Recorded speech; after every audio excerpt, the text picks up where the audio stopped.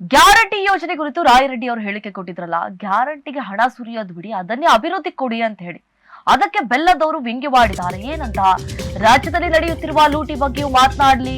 ಹುಬ್ಬಳ್ಳಿಯಲ್ಲಿ ಬಿಜೆಪಿ ಶಾಸಕ ಅರವಿಂದ ಬೆಲ್ಲದವರು ಹೇಳಿಕೆ ಕೊಟ್ಟಿದ್ದಾರೆ. ಈ ರೀತಿಯಾಗಿ ಏನು ಬಸವರಾಜ ರಾಯರೆಡ್ಡಿ ಅವರು ಏನು ಆರೋಪ ಮಾಡಿದ್ರು, ಅದನ್ನು ಹೋಗಿ ಗ್ಯಾರಂಟಿಗೆ ಸುರಿಯೋದ್ರಿಂದ ಅಭಿವೃದ್ಧಿ ಕಾರ್ಯ ಕೊಡಿ, ಅಟ್ಲೀಸ್ಟ್ ಅಭಿವೃದ್ಧಿ ಆಗತ್ತೆ. ಆದ್ರೆ ಸಿದ್ದರಾಮಯ್ಯ ಅವರು ಹೇಳಿಕೆ ಕೊಟ್ಟಿದ್ರು, ಯಾವುದೇ ಕಾರಣಕ್ಕೂ ಅಭಿವೃದ್ಧಿ ಗ್ಯಾರಂಟಿಯನ್ನ ನಿಲ್ಲಿಸಲ್ಲ ಅಂತ. ಇದಕ್ಕೆ ಸಂಬಂಧಪಟ್ಟಂತೆ ಹುಬ್ಬಳ್ಳಿಯಲ್ಲಿ ಬಿಜೆಪಿ ಶಾಸಕರಾಗಿರುವಂತಹ ಅರವಿಂದ್ ಬೆಲ್ಲದ್ ರಿಯಾಕ್ಟ್ ಮಾಡಿದ್ದಾರೆ. ಬಸವರಾಜ್ ರಾಯರೆಡ್ಡಿ ಸಿದ್ದರಾಮಯ್ಯನವರ ಆರ್ಥಿಕ ಸಲಹೆಗಾರ, ರಾಜ್ಯ ಅಭಿವೃದ್ಧಿ ಕೆಲಸ ಆಗ್ತಾ ಇಲ್ಲ ಅನ್ನೋದಕ್ಕೆ ಹೀಗೆ ಹೇಳಿದ್ದಾರೆ. ಬಡವರಿಗೆ ಗ್ಯಾರಂಟಿ ಸಿಗ್ತಾ ಇದೆ, ಲೂಟಿ ಹೊಡಿತಿದ್ದಾರೆ. ಅದರ ಬಗ್ಗೆಯೂ ಶಾಸಕ ಬಸವರಾಜ ರಾಯರೆಡ್ಡಿ ಮಾತನಾಡ್ಲಿ. ಲೂಟಿ ಹೊಡೆಯುವುದನ್ನು ನಿಲ್ಲಿಸಿದ್ರೆ ತಾನಾಗಿ ಅಭಿವೃದ್ಧಿ ಆಗತ್ತೆ. ಹುಬ್ಬಳ್ಳಿಯಲ್ಲಿ ಬಿಜೆಪಿ ಶಾಸಕರಾಗಿರುವಂತಹ ಅರವಿಂದ್ ಬೆಲ್ಲದ್ ಅವರು ಈ ಒಂದು ಹೇಳಿಕೆಯನ್ನ ಕೊಟ್ಟಿದ್ದಾರೆ.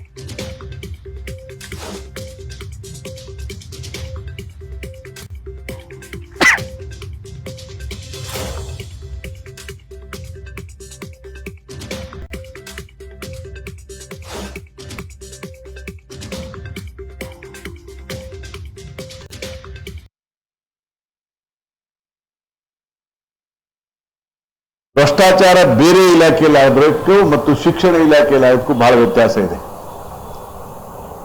ಈಗ ಬಿಲ್ಡಿಂಗ್ ಕಟ್ಟುವಾಗ ಭ್ರಷ್ಟಾಚಾರ ಆಗಿ ಬಿಲ್ಡಿಂಗ್ ಬಿದ್ದರೆ ಮತ್ತೆ ಕಟ್ಟಬಹುದು, ರೋಡ್ ರಿಪೇರಿ ಹಾಳಾದ್ರೆ ಮತ್ತೆ ರೋಡ್ ರಿಪೇರಿ ಮಾಡಬಹುದು.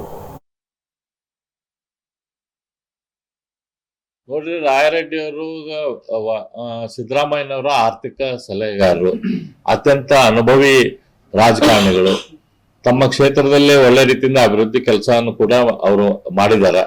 ಹಂಗಾಗಿ ಅವರು ಅಭಿವೃದ್ಧಿ ಬಗ್ಗೆ ಸರ್ಕಾರ ಯಾವುದೇ ರೀತಿ ಕೆಲಸ ಕಾಳಜಿ ಇಲ್ಲ ಅನ್ನೋದಕ್ಕೆ ಈ ರೀತಿ ಅವರು ಸೂಚ್ಯವಾಗಿ ಹೇಳಿದ್ದಾರೆ.